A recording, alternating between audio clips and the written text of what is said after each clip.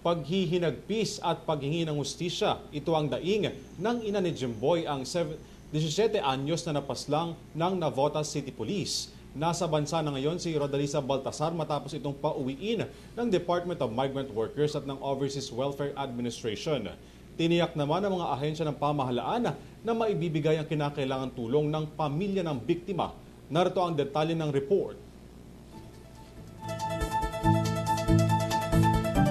Dumating na sa bansa ang ina ni Jerod Jimboy Baltasar, ang 17 anyos na napagkamalang sospek at napaslang ng Navotas City Police sa isang operasyon noong August 2. Lumapag pasado alas 10:35 ng umaga sa Ninoy Aquino International Airport ang flight PR-865 mula sa Doha, Qatar, sakay si Rodalisa Baltasar, isang overseas Filipino worker.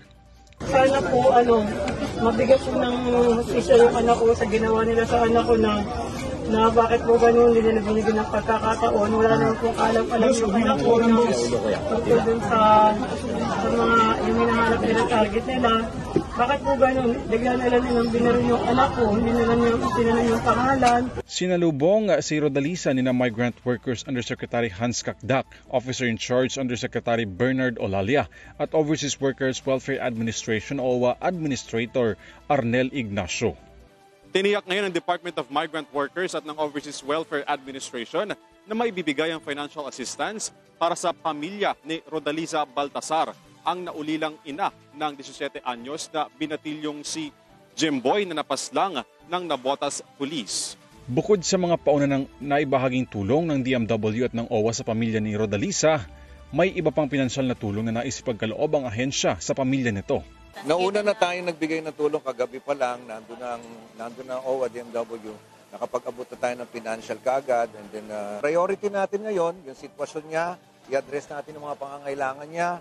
Siyempre, nanay yan, nagdadalamhati, yun ang mas tutuunan natin ng pansin. Nirespeto natin kung anong desisyon niya kasi isang masakit na pangyayari yung nangyari sa kanyang anak at tutulong tayo na mabigyan ng hustisya yung pagkakabaril sa kanyang minamahal. Taong 2021 na magsimulang magsilbing domestic helper ang ina ni Jimboy sa Qatar. Tinulungan din siya ng Migrant Workers Office upang maaprubahan ang kanyang exit paper mula sa Doha at mapaabswelto siya sa kasong isinampas sa kanya ng dati niyang employer na nagmalupit din sa kanya. Sabi pa ng mga opisyalis ng DMW, wala pa raw sa plano ni Rodalisa ng mga ibang bansa muli kasunod ng karumal-dumal na sinapit ng kanyang anak. Yun ay nasa sa kanya na rin. Yung empleyo naman can either be here or abroad, pero ang napag-usapan kanina parang dito muna, no? Bukod kay Jimboy, may dalawa pang anak na pinapaaral si Rodalisa. Kaya naman maging ang scholarship ay pinagkaloob na rin ng DMW at ng OWA upang makatulong sa kanyang gastusin.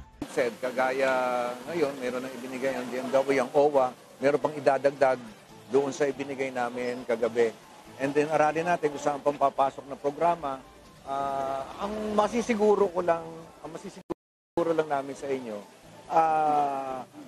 lahat ng pwedeng maitulong sa kanila, ibibigay natin. Magkano na sir total? Lahat pa ng mga pangangailangan na impact ngayon, nakapagbigay uli ang DMW and ang OWA rin may idadagdag pa. Na may nag-aaral pang anak, so si Admin Arnel naman ay nakahandang tumulong din sa kanila. At kami na rin sa DMW, pinag-utos din ni Secretary Toots Ople na tutulong tayo sa kinabukasan ng kanilang anak.